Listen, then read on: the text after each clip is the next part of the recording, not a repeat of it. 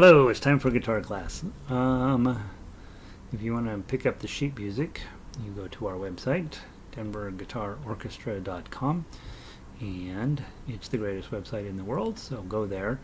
What you will find there is our sheet music for all kinds of stuff.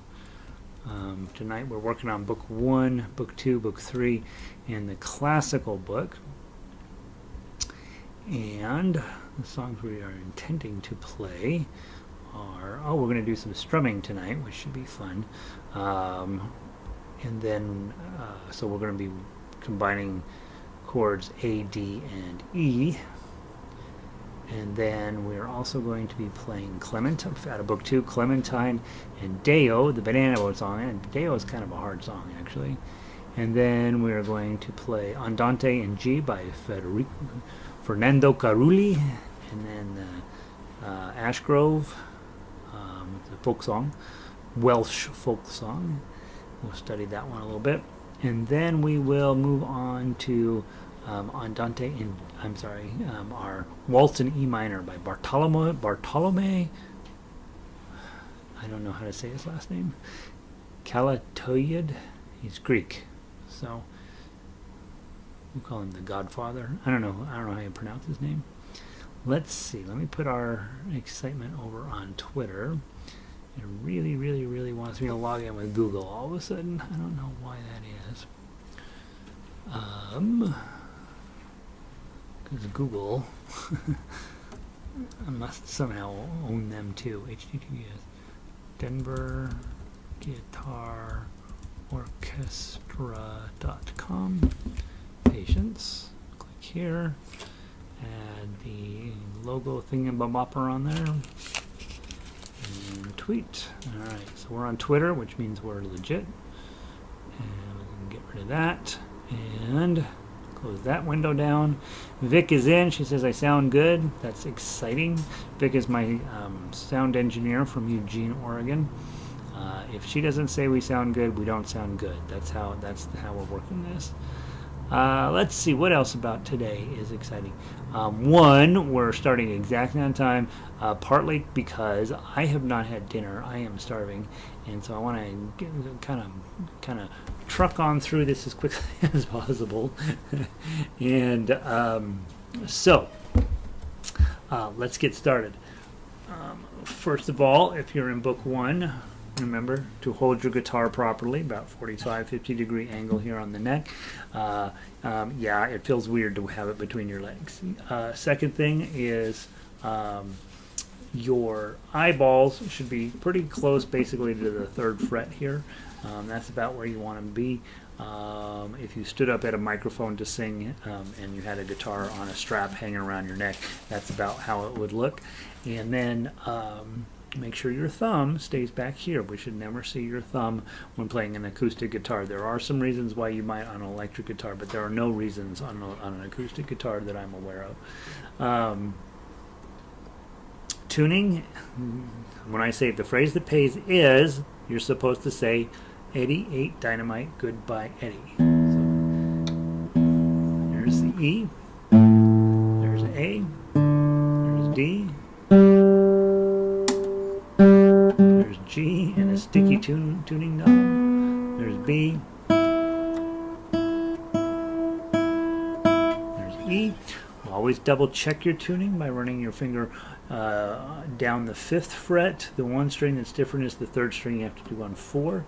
You start on the 6th string and it should sound the same as the one below it. Same thing. Same thing. You have a classical guitar, it changes from metal to plastic, so the timbre changes a little bit, so you got to really pay attention that it's getting the right tone. And then on that string you go to the 4th fret, and then 5th fret for the last one, and then you're in tune. Beautiful. Let's see. Hey Linda. Sunny and cold, 36 degrees. Sounds like kind of a... Well, I guess you'll take the sun, right? It's usually pretty cloudy up there in the winter. Okay. I think, right? I'm assuming. I don't know. I am continuing to come to you live from my bedroom because our house, they're doing the painting right now.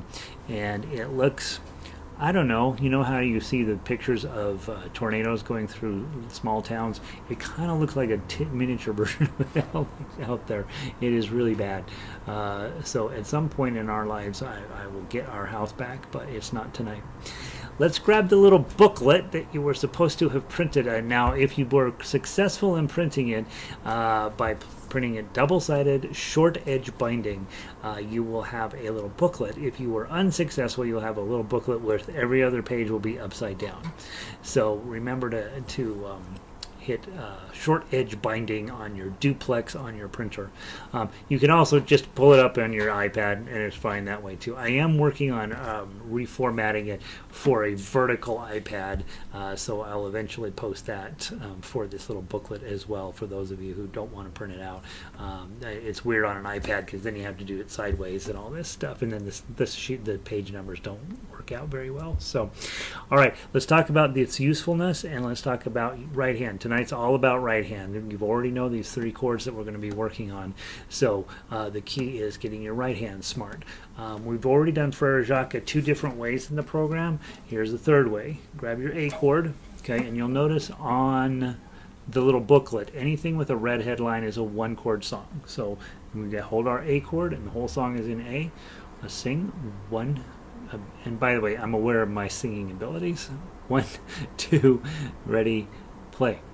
Are you sleeping? Are you sleeping? Brother John, Brother John. Now, when you get here, change your pattern. Let's do thumb, index, middle, ring, thumb, and have your thumb on the A string, and then your index finger underneath the D string, middle finger underneath your G string, and ring finger underneath your B string. Okay, and let's do thumb, index, middle, ring, thumb, index, middle, ring, thumb, index, middle, ring, thumb, index, and then go faster. Thumb, index, middle, ring, thumb, index, middle, ring, thumb, index, middle, ring. Morning bells are ringing, morning bells are ringing, ding, dang, dong, ding, dang, dong. Okay, those 2 things I think are the most important things you can do as a classical guitarist and a finger style guitarist, getting you up and running properly, is to do the claw plucking, okay, with all 4.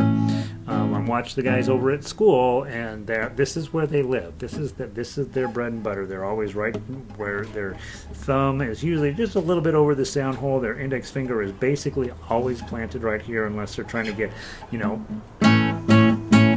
a specialty sound either way down here by the bridge, or a soft sound way up here. Most of the time they're right down here, and I want to make sure I'm in the window properly.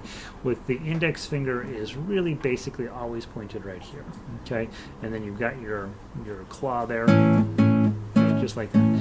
And so that's where they live. Okay, then the decorations come from 1, 2, 3, 4, 1, 2, 3, 4, or you could do it the opposite way: ring, middle, index, thumb, ring, middle, index, thumb. Frere Jacques, Frere Jacques,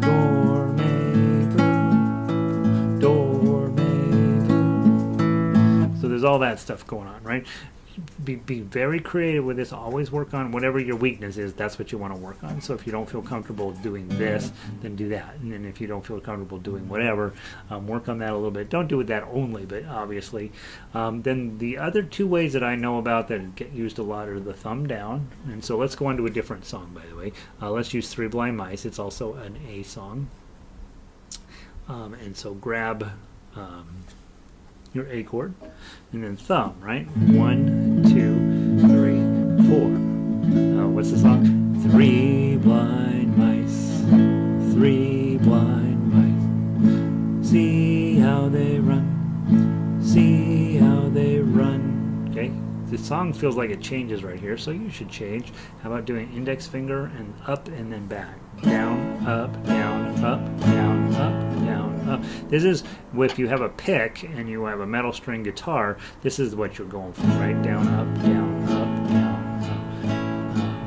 up. They all went after the farmer's wife. She cut off their tail with a carving knife, and so on. You get the idea. It doesn't, at some point you're like, it's a one chord song. Just talk about the four main ways of doing it. Four main ways: pluck everybody together, pluck everybody individually, use your thumb going down, or use your index finger going down and coming back up. There are a few other variations to that, but that's the bulk of the strumming that you'll that covers about 90% of it, right? And everything other than that will be some sort of modification of that. Like you can take your thumb and then these three fingers. It's really just your claw, but you're doing it a little bit fancier. Thumb, claw, thumb, claw, thumb, claw, thumb, claw. Three blind mice. Three blind mice. Right? And so it's really just your claw, but it's a little bit fancier version of that. Okay, then let's talk about the page 2 of the book has the D chord. So, though, by the way, if you have a niece or a nephew or a granddaughter or a grandson or the next door neighbor that's under the age of 40, they have never heard half of these songs because they grew up with Disney, and so you get to introduce them to all these songs. The Row, Row, Row Your Boat's in D chord. And that's actually the same key that we use it in the main book, and so it works out pretty good. And again, you're just going to strum through the whole thing. Row, row, row your boat. And I don't want to spend a bunch of time on this because you get the idea, right? Farmer in the Dell is also in D. And Lime and a Coconut.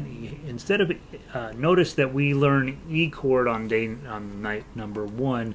And in this book, it's really E7 that's the star. And all you have to do is just lift your ring finger up, and you get E7. And it's not unimportant to listen to that tone. So let me show you this right here. Here's your E chord. It's very pleasant, very easy to get along with. Beautiful chord, right? Second best chord on the guitar, I think. Okay. And when you lift up this ring finger, it's going to add some tension into the sound. Tension that is resolved by going to A. And so music, they're always talking. Over at school, they make me write all these weirdo songs with all these weirdo notes in them, and the purpose of that is to create a bunch of tension that then you can resolve it a little bit. So that's your A chord, D chord, and E7 chord in action. Lime in the Coconut is super fun to play, by the way.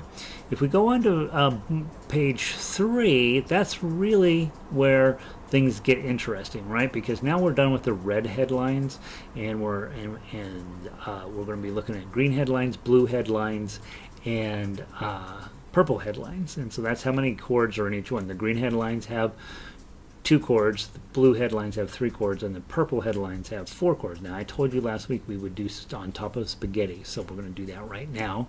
Hey, Linda, welcome in. Sorry, I missed you coming in. So, let's grab your, and what page is it on? It's on page 12, On Top of Spaghetti. Okay? On Top of Spaghetti is a song of hope. And that's what, back when Led Zeppelin was around and they would start to do Stairway to Heaven, Robert Plant would come up to the microphone. He's always all sweaty. This is a song of hope. And if you know Stairway to Heaven, it's the opposite of that. It's not a song of hope at all. And this song seems like it's a great tragedy that's going on. The meatball comes off the plate and rolls out the door. But you'll see it grows into a spaghetti tree. And so things work out. The one thing I do know is they get the moral of the story wrong at the end. If you eat spaghetti all covered in cheese, hang on to your meatball and don't ever sneeze. Well, the opposite of that is true. You should absolutely go plant your meatballs so you can have spaghetti trees. All right, your main goal is to make sure that if you start with an A chord here, when it's time to say spaghetti, that your D chord is on. Okay, and a lot of times that's going to mean leaving the current chord before you feel like you should in order to have enough time to get your D chord on. And then of course, you come back to the A. So whatever chord you're on, you no longer care about that. What's the next chord coming? What's the next chord coming? What's the next chord coming? You're always reading ahead to the next chord. I'll take care of the singing, right? And such as it is. And then you will make sure that we get the chords. Okay? From the top, not fast. 1, 2. On top of spaghetti, all covered with cheese. Patience, I lost my poor meatball when somebody sneezed. Okay, now change your strum pattern. Let's go to thumb down. It rolled off the table and onto the floor, and then my poor meatball rolled right out the door. Okay. Now, if you're arriving at a chord late, it's because you're doing too many strums before making your change. So what I typically tell people is, if you're on, let's say you're on the you're on this E7, meatball rolled right out the door. If you have to do, and now my poor meatball rolled right out the door. If you can only hit it once, that's fine. Just hit it once, and then pull your chord up and get it ready for the A. And you will find out very quickly which chords you have more trouble with than others. You might get really comfortable with A or D or whatever. But when you see an F sharp minor coming, oh gosh, I'm going to leave the previous chord plenty early in order to get that chord on when it's time. Okay? All right, verse 3, let's do thumb, index, middle, index, thumb, index, middle, index, thumb, index, middle, index, thumb, index, middle, index. And I will start with it roll down the gutter. Okay? 1, 2, 3. It rolled down the gutter. Oh, this is in 3. I keep thinking it's in 4. So let's do thumb, index, middle, thumb, index, middle. 1, 2, 3, 1, 2, 3. Okay, so I think I start in A. Go. It rolled off the table. 1, 2, 3, and onto the floor. 3, 1, 2, 3, 1, 2, 3, 1, 2. Then my poor meatball. Oh, I'm reading the wrong verse. Let's start from. I'll read the correct verse. Grab your D chord and be ready for gutter. It rolled down the gutter and under a bush, and now my poor meatball is nothing but mush. I think that's probably the hardest way to do it. It's going to make you sound the best if you can do. It's called arpeggio plucking, and if you can pull it off, it's really going to make you sound good. Let's see. Now let's go back to claw plucking. For it rained. The rains came and soaked it.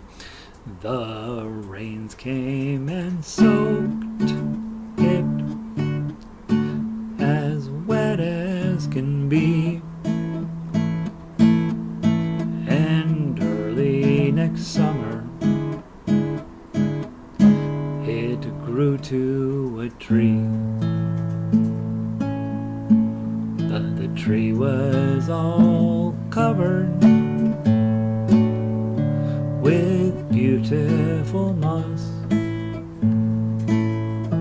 It grew lovely meatballs, all covered in sauce. Let's finish up. Any strum you want to do? If you eat spaghetti, all covered in cheese, hang on to your meatball and don't ever sneeze.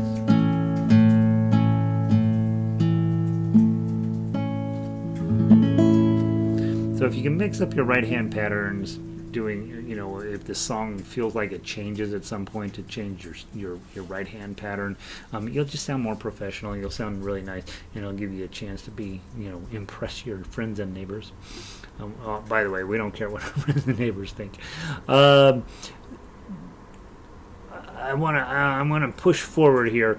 That's a 3-chord song, and actually fairly complicated, right?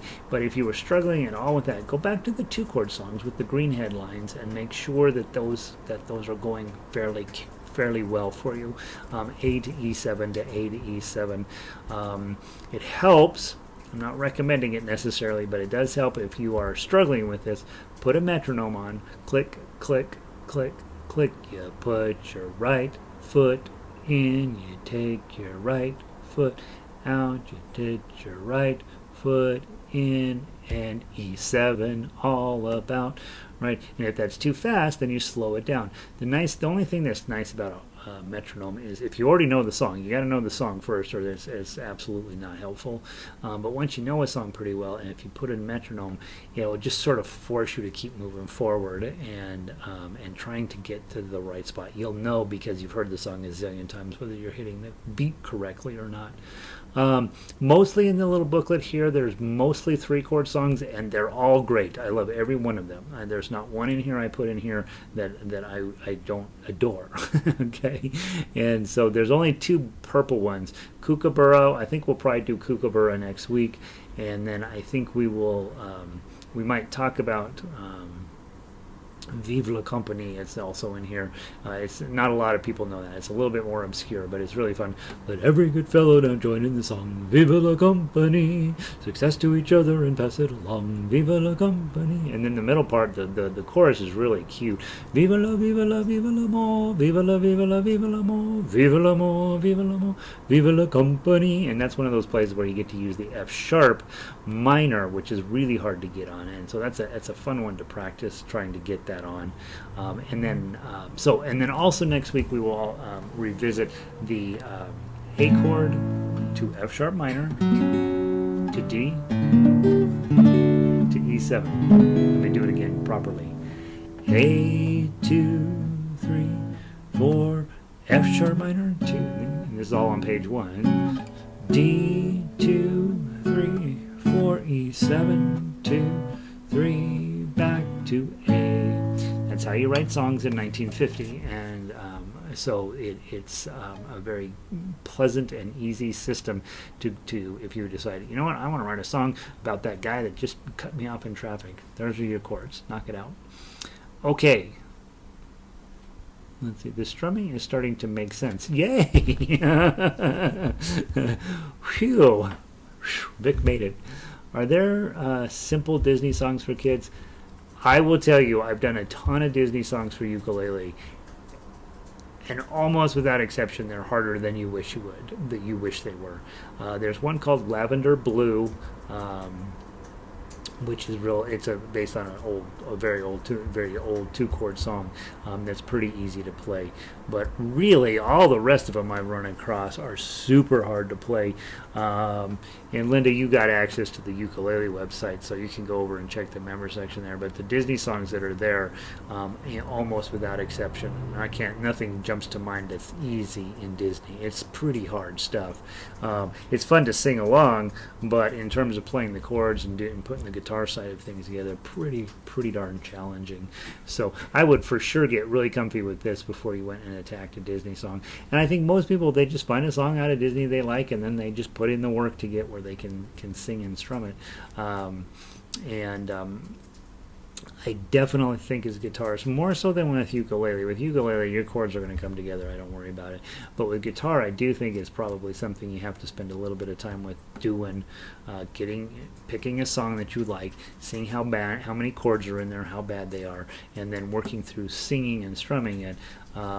Because that's how most people play guitar. I would say probably 95% of people never go beyond that. It's hard enough, just that. Not talking about the crazy stuff we do around here. And so it's definitely one of those skill sets you want to have. And, Bob Dylan is really friendly with doing that stuff. John Denver is pretty good with that. trying to think if there's anybody else that just jumps to mind right away. Those would be the two I would probably look at first, and I think John Denver tends to have a relatively simple chord structure. He got away with that because he has this amazing voice, right? But I'd say those are two kind of modern singers, and modern meaning 50 years ago, modern, that you would maybe start practicing on guitar. I think Disney's a little hard. I would put that one off probably. Okay. That's our little booklet. Let's plan on doing Kookaburra next week as our final exam. And also next week, remember, pull out book 1 and play through everything. So I want to play Frere Jacques, and we'll probably spend a little bit more time on book 1 next week than book 2 or 3. But I want to play through all 5 songs in the book. So that's Frere Jacques, Brother John, Farmer in the Dell, Row, Row, Row Your Boat, and Three Blind Mice. Okay, and then we'll sing through Kookaburra, which includes that F sharp minor, so that's a little tough. And then we will have wrapped up book 1 again, and then we'll just start it all over again. So if there's something you're struggling with, you'll get another crack at it. Okay, so that's your homework. We have book 1 solid, hopefully solid-ish, right? Let's move on to playing Clementine. I get to bring up my sheet music machine. Let's see how that goes. So we're moving on to book 2, in other words. Book 2, Clementine. All right, you're supposed to do this 8 times through. We're going to do it twice, okay? How's that sound? All right. I'll do the first verse and the last verse. No, I won't. No, we won't sing it. We don't need to sing it. The chords here are A chord, E7. Right? So this would be another one you could try practice singing with, and just getting your A and E7 together. It's in 3, right? So you would want to do some. If you're arpeggio picking, you're either going to do 1, 2, 3, 1, 2, 3, thumb, index, middle, or you're going to do a 6 time, which is thumb, index, middle, ring, middle, index, 1, 2, 3, 1, 2, 3, 1, 2, 3, 1, 2, 3. And you guys, some of you guys were with us for Spanish Romance last night. Same thing. 1, 2, 3, 1, 2, 3, 1, 2, 3, 1, 2, 3. Okay. I'm going to play the tough axe. I'm going to play it 2 times through. I'm going to claw pluck it the first time, and then I'm going to thumb down it the second time. And that should be enough for that. From the top, 2-beat count in. 1, 2.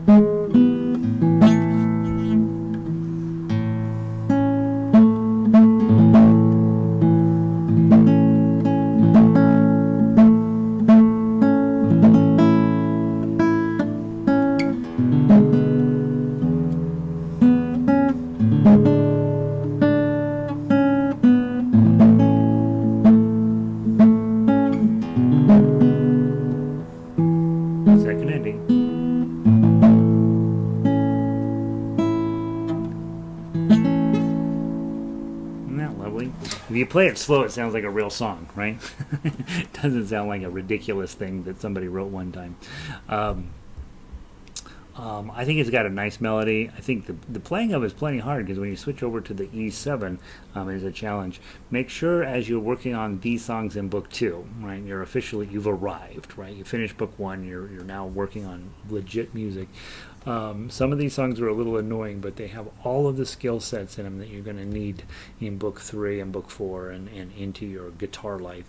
And so I would always, with all of these songs in book 2, I would go through, I would play them with chords to see how you're doing with getting from one chord to the next. Then I would for sure go through and play the guitar melodies, and I would try to get those notes just as clean and pretty and beautiful as I could. And then I would try tough acts, because at the end of the day, you may find out you don't have any friends, right? And so you need to be able to play on your own and do the solo work.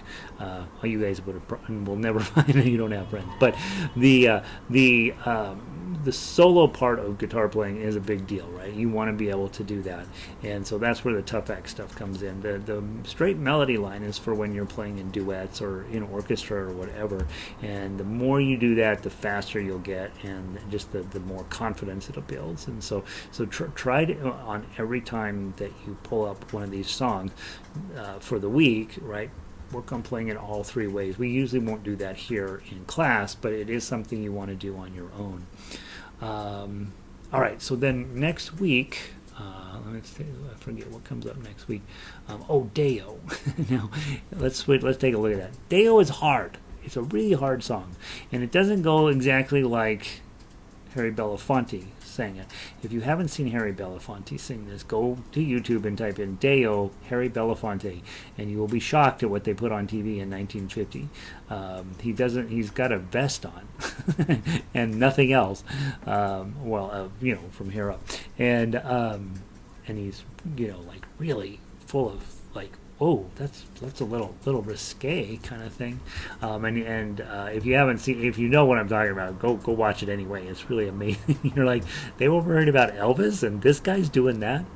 But on the Banana Boat song, you're going to need to pay attention a lot to the standard notation up there. Deo, de-a-a-a-o, right? And with your guitar, you're going to play it as 3-2, 3-2-0-2-4. And try like heck to talk yourself into, when you see a 4, to play it with your pinky.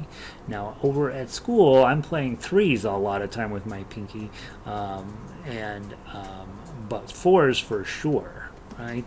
So when you come in here to play the melody, what I like to see is, okay, well that's ring, middle, ring, middle, open, middle, pinky. Okay, and ideally your pinky keeps this round shape to it. And the way you keep a round pinky is to, how we tend to do chords where we sort of look like violin players where it's at a 45-degree angle. When we're playing melody, you're almost better off playing it. Bring your hand around so that these fingers are horizontal. Not horizontal. Perpendicular. No, horizontal to the strings, so that it's going to be a little bit easier if you've got your 2 on, your 3 here, and then the 2. It's going to be a little easier to keep your pinky rounded. It's actually going to come sort of backwards at the string. And so keeping your hand in that position, especially in melody playing, is going to make it a little easier and give you a little bit more chance of hitting clean notes there. If I'm looking at the tough acts and I'm coming in with my D chord, and then I've got this 2, right? And I've got a problem because my fingers are on the wrong things. I might pull my index down. You start to think about, all right, if I'm playing tough acts and I get to this part of a little bit of a melody, what's going to be the best fingerings to use? I used to teach it as, you have to do these specific fingers, and that's not really true. It is helpful in the beginning to sort of have some general guidelines about that, but you do have choices. If I look at the next 2 measures, I've got 2 D chords, daylight, and then a high D chord, come and Mi, A chord, 1, pinky on that 3, the go, little bar. Okay. And you see, look at everybody's nice and straight on this hand. That's what you want. Okay, that allows your pinky to have some amount of roundness to it, and it'll be you'll be a little more successful probably. If I'm playing the melody and I've got my ring finger on 3, oh, that's nice and easy. And if I see 2, 5, I'm probably going to slide my index finger up onto that too. Okay. Now our rules say you should use your middle finger there and then leap up to get that 5, but if I just move my index finger to the 2, I can leave it planted while I go grab that 5. So be thoughtful and mindful. Play everything nice and slow and see if you can get some clear, like make good fingering decisions, I guess is what I'm saying. I don't write fingering in here because sometimes it's a little bit personal about what you want to do and what you don't want to do, but I do think there are better ways of fingering and worse ways of fingering. I'm pretty good at doing the worst ways, and so hopefully by me doing it wrong, you'll get better at doing it right. But again, if you see a 4, that means pinky. And in this song, if you see a 5, it means pinky also. You have a measure 18, it goes up to 10. Okay? And so here's, generally speaking, right? If you're playing the melody, 8 foot bunch, right? Probably your index finger.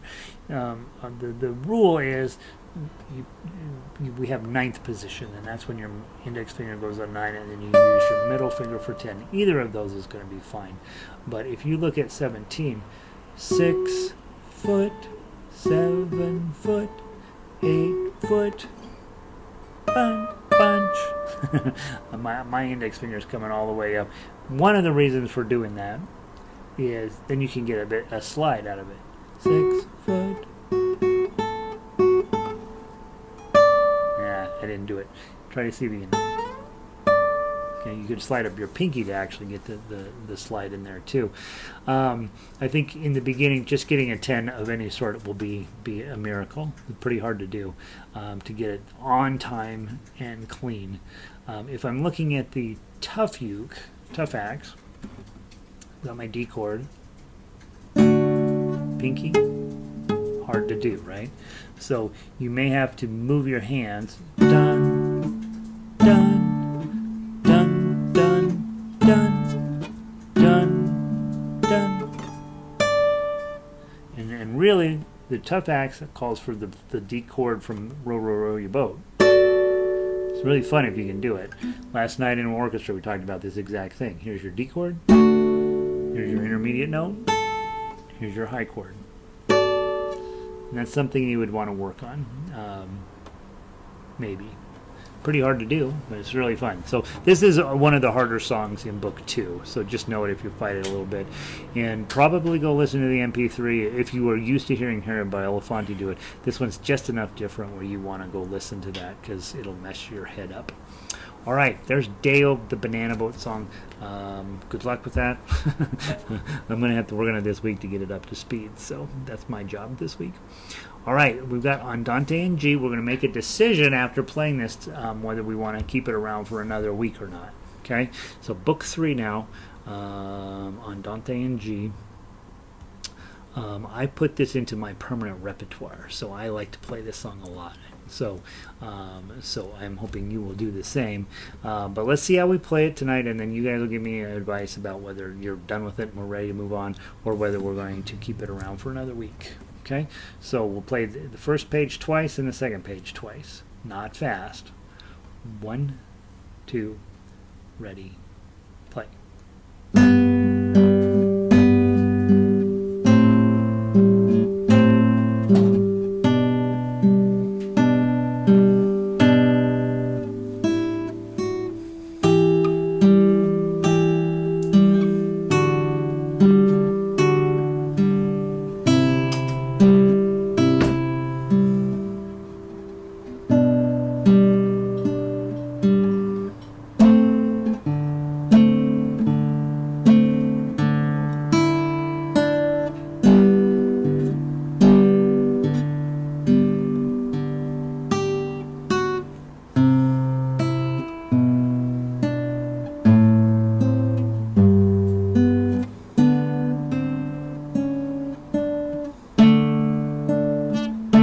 the top.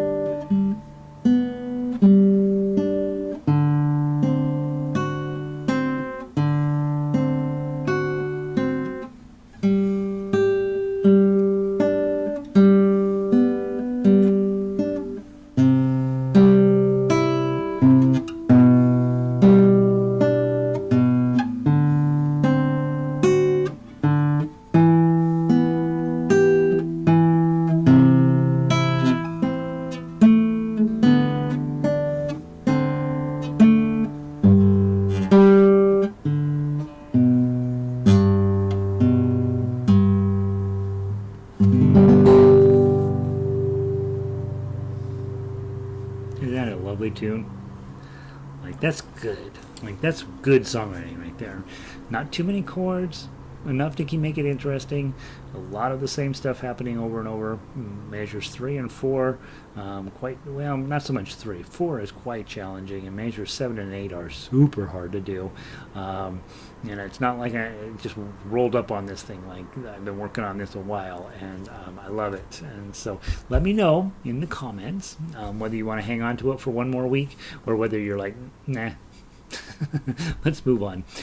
While you're thinking about it, while you're reaching up to type it in, grab Ashgrove. Let's talk very quickly about this one. I don't want to spend too much time on this one either, because this one's a really fun one to work on your own. And I changed the words to be about a guitar, because the original words are about an Ashgrove, and you're like, really? Who writes that? So nobody. So I changed the words to be about playing guitar.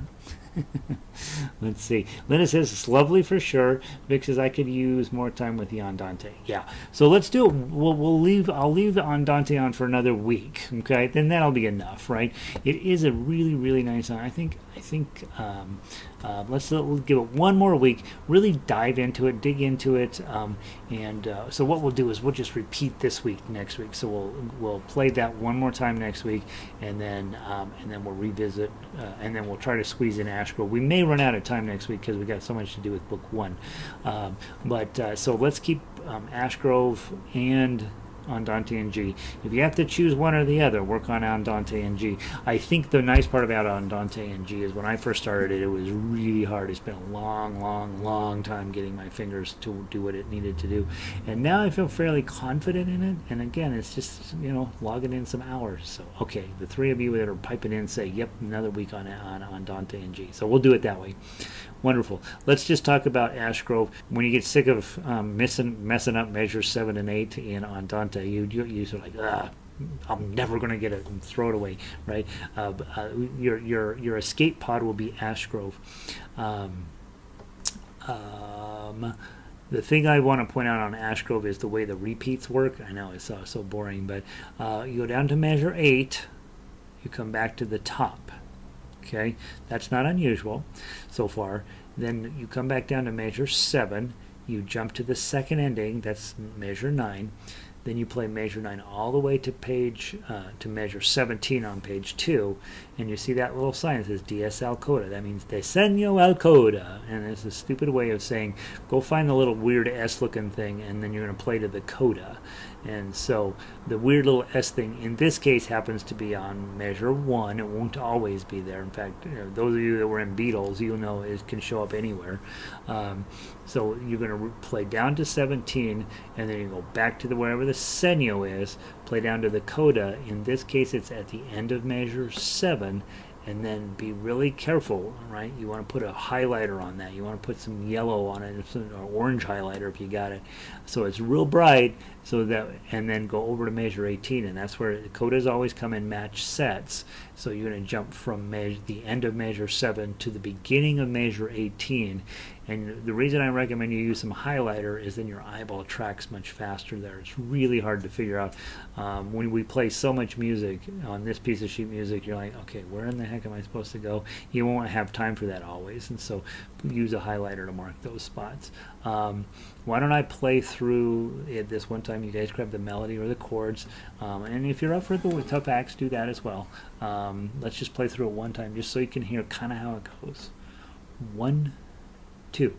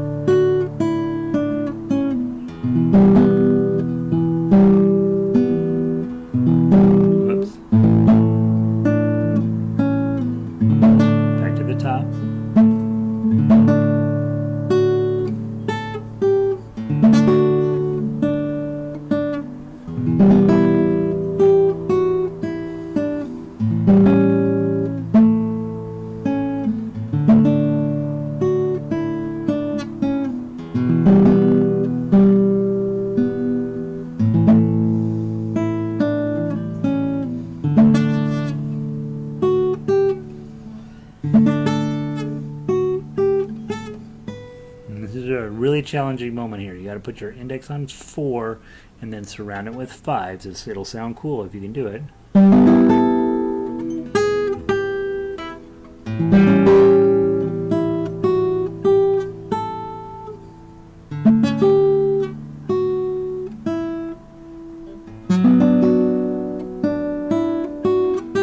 Page 2.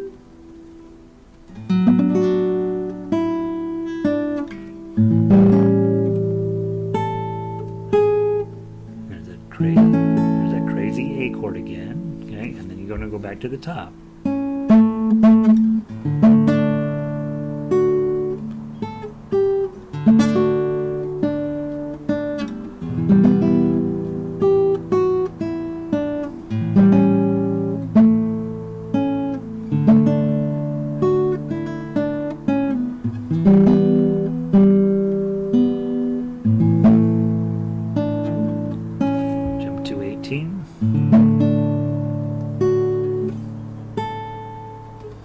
D chord.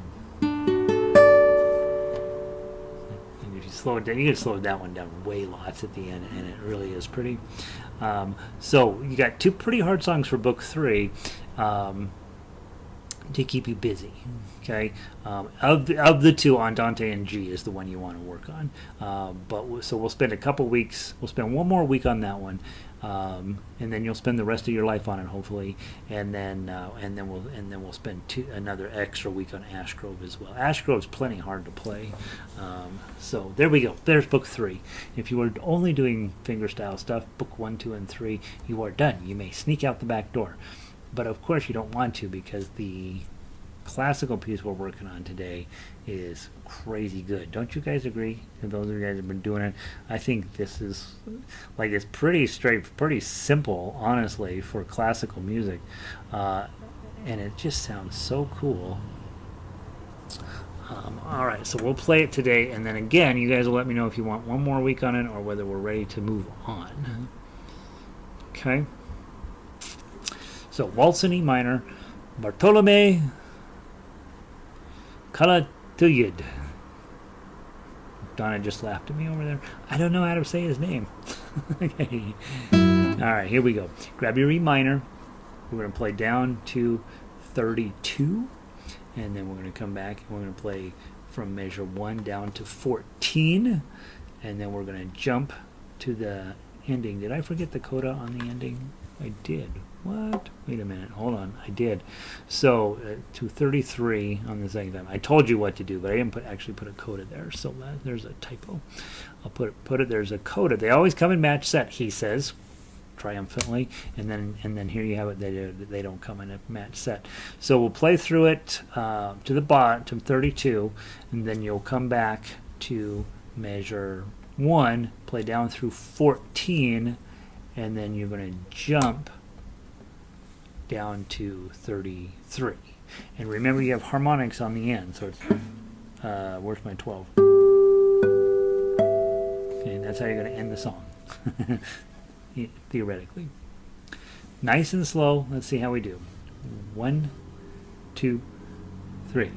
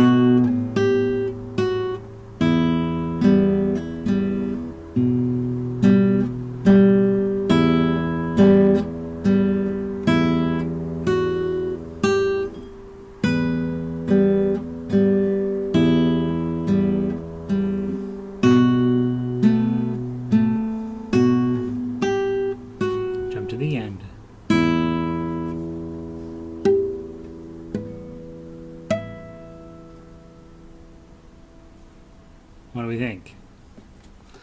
So that's how it goes. That's theoretically how it goes. How'd you guys play? Another week on it, or were you good?